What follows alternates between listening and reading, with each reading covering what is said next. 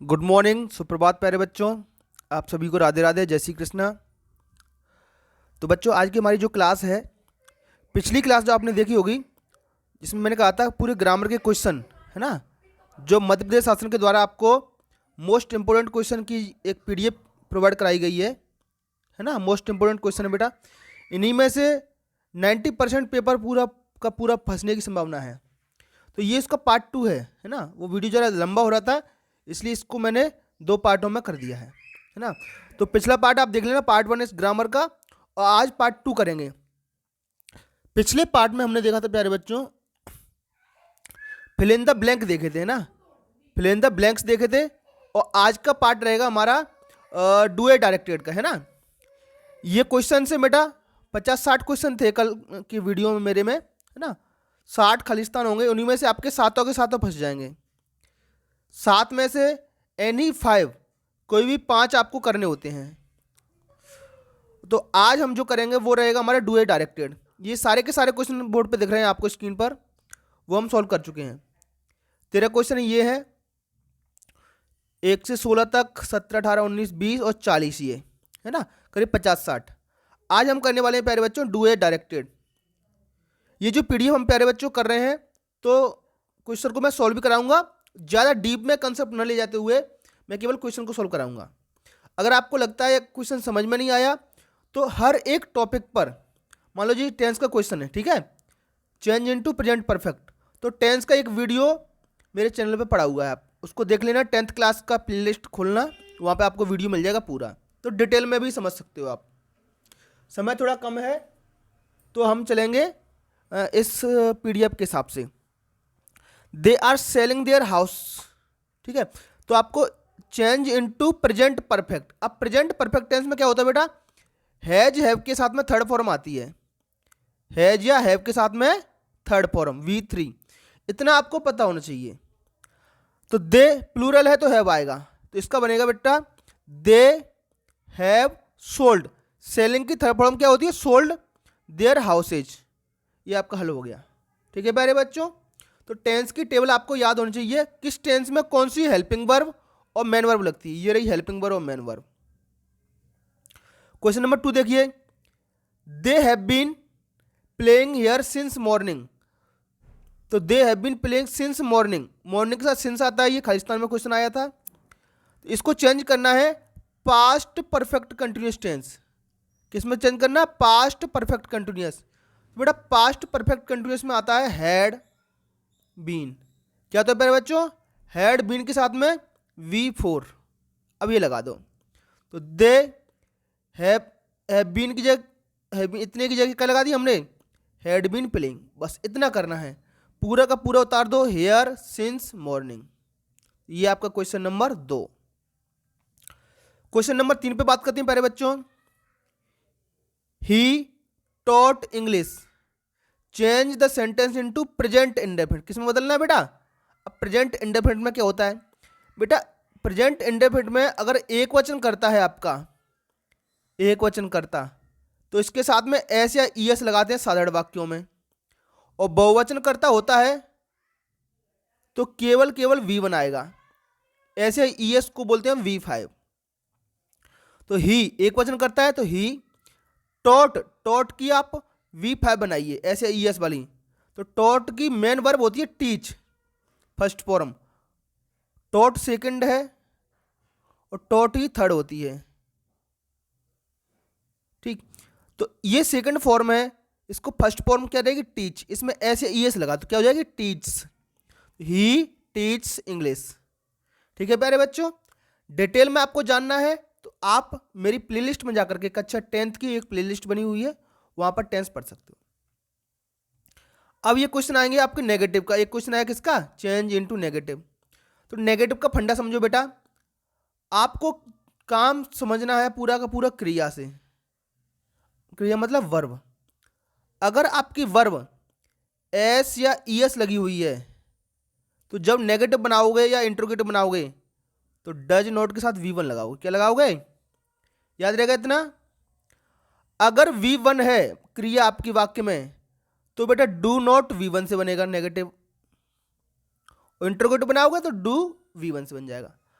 अगर वाक्य में V2 है, इसको अच्छे समझो, V2 है तो बनेगा बेटा डिड नॉट V1 से। इतनी चीजें याद रखो। अगर वाक्य में क्वेश्चन आता है इंटरोगेटिव बनाइए या नेगेटिव बनाइए, तो आपको क्या करना है, अगर वाक्य में क्रिया एस या ईएस वाली है वर्ब, तो नेगेटिव बनेगा डज नॉट V1 से। अगर क्रिया V1 है तो डू नॉट V1 से बनेगा। अगर क्रिया V2 है तो डिड नॉट V1 से बनेगा। इतनी चीज अगर आप समझ लो तो मैं क्वेश्चन सॉल्व करा दूंगा चुटकियों में। देखते हैं, सी स्पीक्स, देखो एस ई एस लगी है, V5 है, तो V5 है तो किससे बनेगा, डज नॉट V1 से। समझ में आ रहा है प्यारे बच्चों? तो सी डज नॉट स्पीक्स की V1 स्पीक, तो she does not speak the truth, बन गया नेगेटिव। ही डिड, बेटा ये सेकंड फॉर्म है, तो सेकंड फॉर्म होने पर नेगेटिव किससे बनेगा, डिड नॉट V1 से। इस डिड की V1 होती है डू, डू, डिड और डन, ये तीनों फॉर्म है, ठीक है, फर्स्ट सेकंड थर्ड फॉर्म है ये तीनों। तो इसकी फर्स्ट फॉर्म क्या होती है, डू। तो देखो डिड नॉट और V1 मतलब डू लगा देंगे, तो देखो ही डिड नॉट डू, लग गया डिड नॉट V1, देखो जरा, डिड नॉट ये लग गया, he did not do his work well. इतना समझ में आ गया प्यारे बच्चों? चलिए और आगे समझते हैं। सी शट द डोर, ये फिर से क्या है प्यारे बच्चों, ये V2 है, ठीक है, V2 है तो डिड नॉट V1 से बनेगा। सट की तीनों फॉर्म एक ही होती हैं, सट का V1 भी क्या होगा, सट होगा। तो सी डिड नॉट, देखो डिड नॉट लगा दिया, सी डिड नॉट और V1, she did not shut the door. इन तीनों में से एक बेटा आपको निश्चित ही फंस जाएगा पेपर में। चलिए आगे बढ़ते हैं। Point number 4, Anita read the Ramayana every day. तो रीड, बेटा रीड की भी तीनों फॉर्म रीड ही होती हैं, READ first form read, second भी रीड और थर्ड भी रीड। तो ये है बेटा आपकी सेकंड फॉर्म, क्या है ये, यहां पर ये सेकंड फॉर्म। कैसे पता चला, अगर अनीता एक वचन होता तो इसमें ऐसे ES आती, तो ये बनता ही नहीं। थर्ड फॉर्म होती तो हैज हैव लगा होता है यहाँ पे, तो ये सेकंड फॉर्म है। जैसे सट भी सेकंड थी, ऐसे ये रीड भी सेकंड फॉर्म है। तो सेकंड फॉर्म वाले का डिड नॉट V1 से बनेगा। तो अनीता, देखो डिड नॉट V1 कर दिया कि नहीं कर दिया, देखो जरा, अनीता डिड नॉट, पर रीड की रीड V1 हो गया, पूरा उतार दो, the Ramayana every day, Anita रोजाना रामायण नहीं पढ़ती थी। अब आ गया इंटरोगेटिव, सेम वही रूल लगेगा बेटा, बस सहायक क्रिया को पहले लिख देना है। क्या कर देना है, सहायक क्रिया को पहले। अगर V5 हो तो डज को पहले लिख दो, ठीक है, अगर V5 है वाक्य में तो डज को पहले लिखेंगे, V1 है तो डू को पहले लिखेंगे, और V2 है तो डिड को पहले लिखेंगे, ठीक। इन सबके साथ क्या आएगा, V1 और V1, इतना करना। और लास्ट में ऐसा निशान, ऐसा, इसको कहते हैं हम क्वेश्चन मार्क, ठीक है। देखते हैं, ही हैज टेकन टी, क्या लिखा है, ही हैज टेकन टी। तो बस इस तो सिंपल है बेटा, हैज लगी, हैज को पहले कर दो, सहायक क्रिया को पहले कर दो, तो हैज ही टेकन टी, इसमें कुछ चेंज करना ही नहीं है ज़्यादा आपको। इसमें थोड़ा सा दिमाग लगाना पड़ेगा, क्योंकि V2 है तो डिड पहले आएगा, तो डिड, सी वहीं का वहीं, लिव्ड का लिव हो गया, इन शिवपुरी। यहां तक कोई दिक्कत प्यारे बच्चों? V2 है तो डिड पहले लिख दो बस, और सी लिव इन शिवपुरी, पूरा का पूरा उतारना है आपको। एक क्वेश्चन आएगा प्यारे बच्चों, वाक्य जो हम लिखते हैं उसको उल्टा सीधा कर दिया है, मतलब इन द पार्क कहीं बीच में आएगा, शुरू का चीज कहीं और लिख दिया, सहायक क्रिया कहीं और लिख दी। इस आपको अरेंज करना है, क्या करना है, अरेंज करना है, सही से जमाना है। अरेंज द जम्बल्ड, जम्बल्ड माने इधर का उधर, उधर का इधर कर दिया। जैसे बोलो this is my pen, this is my pen, ये वाक्य बनता है, तो उन्होंने पेन पहले लिख दिया, फिर लिख दिया माई, फिर इज लिख दिया, फिर दिस लिख दिया, ऐसे उल्टा सीधा कर दिया वाक्य को, ठीक है। तो ये वाक्य आपको सीधा करना है। तो सबसे पहले आता है करता, करता है चिल्ड्रन, तो चिल्ड्रन लिख दिया। फिर सहायक क्रिया वर और मुख्य क्रिया, तो वर और प्लेइंग, सहायक क्रिया मुख्य क्रिया आ गई, पहले नंबर पर करता आ गया, सहायक क्रिया मुख्य क्रिया आ गई दूसरे पे, फिर कर्म, तो फुटबॉल मेरा कर्म है, तो children were playing football, last other word है इन द पार्क, ये अदर वर्ड हो गया। इससे दूसरा देखो जरा, सबसे पहले कर्ता तो लिखो आई, फिर क्रिया लाइक और स्वीट्स। स्वीट मेरा कर्म है, मुझे मिठाइयाँ पसंद हैं। चलिए आगे आएगा बेटा कंबाइन द सेंटेंस, वाक्यों को जोड़ना है। वाक्यों को क्या करना है प्यारे बच्चों, वाक्यों को आपको यहां पर जोड़ना है। तो कैसे जोड़ते देखो जरा, ही इज रिच, वह धनवान है, फुल स्टॉप लगा, एक वाक्य हो गया। ही इज नॉट हैप्पी, वह खुश नहीं है। तो यट से जोड़ना, यट मन होता है फिर भी, फिर भी। अब लगाओ अर्थ, ही इज रिच लिख दो, बीच में यट लगा दो और दूसरा वाक्य लिख दो, बस। ऐसे ही बट का होगा, यट बट, बट माने होता है किंतु परंतु, या यट का प्रयोग है तो दोनों वाक्यों के बीच में क्या लगा दो, यट। दोनों वाक्यों के बीच में आपको सिर्फ यट लगाना है। और ऐसे ही प्रयोग होता है बट का भी, बट माने होता है किंतु और यट माने होता है फिर भी। दोनों का प्रयोग एक जैसा है। अर्थ में बता देता हूं, जब दोनों वाक्यों में विरोध हो, ही इज रिच, वह धनवान है, yet he is not happy, फिर भी वह खुश नहीं है।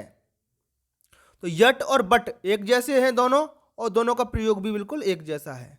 यहां पर यट से जोड़ना है तो पहला वाक्य लिखो, यट लगा दो और दूसरा वाक्य लिख दो। अगला देखना है, they played well, they could not win the match. दो, बेटा दो का वाक्य, फिर दो माने होता है यद्यपि, दो का मतलब भी होता है यद्यपि या फिर भी, यद्यपि या फिर भी। तो इसमें क्या होगा, दो पहले लगाएंगे, दो दे प्लेड वेल, हालांकि वे अच्छा खेले, they could not win the match, फिर भी वे मैच जीत नहीं सके। कभी कभी होता है बेटा अच्छा खेलो फिर भी मैच हार जाओ। पॉइंट नंबर 3 देखो जरा, सो दैट का प्रयोग। तो अमन इज, बेटा वेरी की जगह क्या लगाएंगे, सो लगाएंगे। तो अमन इज सो इंटेलिजेंट, और दूसरा वाक्य शुरू होने से पहले यहां पर क्या लगा दो आप, दैट, और पूरा का पूरा वाक्य लिख दो। तो Aman is so intelligent that he can pass this exam easily, पूरा का पूरा उतारना है, ठीक है।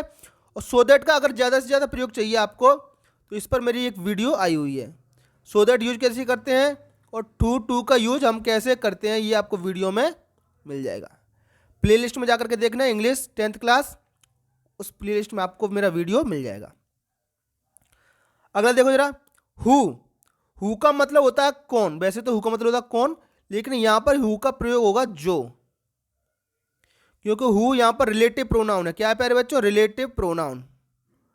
देखो जरा कैसे इसको प्रयोग करेंगे, the tall man is a doctor, लंबा आदमी क्या है, डॉक्टर है, एक वाक्य हो गया। The tall man is talking to my father, देखो वही टॉल मैन क्या है, डॉक्टर है, वही टॉल मैन फादर से टॉकिंग कर रहा है, बात कर रहा है। अब इसको समझो, द टाल मैन लिखो, एक बार टाल मैन लिखेंगे, द टॉल मैन, फिर लिखो who is talking to my father, who माने जो मेरे पिताजी से बात कर रहा है, इतना। The tall man who is talking to my father, और लास्ट में से द टॉल मैन को हटा दो, है ना, इतना हटा देंगे, क्योंकि इतने की जगह हमने क्या लगा दिया, इतने की जगह हु लगा दिया है हमने, इतने की जगह हमने क्या लगा दिया प्यारे बच्चों, हु लगा दिया है। तो the tall man who is talking to my father, ये पूरा पूरा उतार दिया, इज ए डॉक्टर, बस इतने को हटा के लगा देंगे हम डायरेक्ट में, इज ए डॉक्टर, क्रिया से पकड़ लेंगे, ठीक है। अब आते हैं because, Mona is absent today, तो बिकॉज का प्रयोग भी बेटा बीच में कर देते हैं। तो मोना इज एब्सेंट टुडे लिखो, मोना इज एब्सेंट टुडे, फिर लिखो बिकॉज, और दूसरा वाक्य बता दो, because she is not well, she is not well. बताओ कोई दिक्कत, मोना आज एब्सेंट है, मतलब कक्षा में नहीं आई है, क्योंकि, बिकॉज माने क्योंकि वह बीमार है। इफ और अनलेस का प्रयोग, बेटा अगर हम इफ की जगह पे अनलेस लगाएंगे, क्या लगाएंगे, अनलेस, तो अनलेस के वाले वाक्य को आपको साधारण करना पड़ेगा। क्या करना पड़ेगा, साधारण, याद रहेगा। इफ की जगह अनलेस लगाएंगे तो वाक्य को साधारण करना पड़ेगा, ठीक है। और अनलेस की जगह इफ लगाओगे तो वाक्य को नेगेटिव कर दोगे। याद रहेगा इतना अच्छे समझ लो। अगर मैं इफ की जगह लगाऊं अनलेस, तो वाक्य को करना पड़ेगा साधारण। क्या करना पड़ेगा? साधारण। अगर अनलेस की जगह इफ लगाऊंगा, अनलेस की जगह क्या लगाऊंगा? इफ, तो वाक्य को करना पड़ेगा नेगेटिव। अभी नेगेटिव बनाना आपने सीखा, सब कुछ सीख लिया। यहां देखते हैं, अनलेस इट रेन, इफ लगानी है तो इसको नेगेटिव करना पड़ेगा। तो ऐसे ईएस वाले का नेगेटिव किससे बनता है? डज नॉट वी1 से। तो इफ, अनलेस ये क्या लगा दिया पहले बच्चों? इफ लगा दिया। If it does not rain, और पूरा का पूरा होता है we shall go to school. समझ में आ गया पहले बच्चों? अनलेस की जगह क्या लगा दिया हमने? इफ लगा दिया, ये वाला इफ, ये लगा इफ। और इट रेन्स, इतने वाक्य को क्या कर दिया हमने? नेगेटिव कर दिया। क्योंकि इफ की जगह अनलेस लगाएंगे तो वाक्य को साधारण करेंगे। याद रहे, वाक्य को साधारण करेंगे। ऐसे भी याद रख लो बेटा, अनलेस वाला वाक्य साधारण होता है। ठीक, चलिए, we will go to school, अर्थ भी निकाल लो। If it does not rain, यदि बारिश नहीं होती है, we shall go to school, हम स्कूल जाएंगे। अगला देखो 2 नंबर वाला, इफ सी डज नॉट, अब इफ की जगह क्या लगाना है? अनलेस लगाना है, तो वाक्य को करेंगे negative. If she does not come on time, है ना, तो इफ की जगह अनलेस, ये भी ये बेटा है ना, कैसा करेंगे? वाक्य को साधारण करेंगे। तो अनलेस लगा दी इफ की जगह बेटा, she does not come on time, इसका साधारण क्या होगा? डज नॉट का साधारण करेंगे तो V5 लगा देंगे। अभी मैंने बताया था, अगर V5 हो, नेगेटिव बनाएंगे तो डज नॉट V बनाएगा। अगर बेटा साधारण बनाएंगे तो इसको हटा करके V5 लगा देंगे, सीधी सी बात है। तो unless she comes on time, the teacher will punish her, यदि वह समय पर नहीं आती है तो शिक्षक उसे दंड देंगे। बस। चलिए, उम्मीद करता हूं प्यारे बच्चों आपको ये क्वेश्चन समझ में आए होंगे। अगर बेटा वीडियो आपको अच्छा लगा है तो कमेंट बॉक्स में लाइक जरूर लिखें, है ना। अगर कोई क्वेश्चन में डाउट है तो डाउट लिख दें और उस क्वेश्चन को आप टाइप कर दें। ठीक, मैं उस क्वेश्चन को अलग से आपको समझा दूंगा। हमारे चैनल पर आने के लिए मेरे प्यारे बच्चों आपका बहुत बहुत धन्यवाद। अगर आपने अभी तक हमारा चैनल सब्सक्राइब नहीं किया है तो टीचर्स अड्डा नाम से हमारा चैनल है, इसको सब्सक्राइब करो। इस वीडियो की PDF जो मैंने आपको पढ़ाया है उसकी PDF अगर आपको चाहिए तो टेलीग्राम पे हमारा चैनल है, उस चैनल को भी आप ज्वाइन कर सकते हो। तो चलिए बच्चों, फिर से मिलेंगे एक नई वीडियो के साथ। तब तक के लिए आपका दिन शुभ हो। Have a nice day.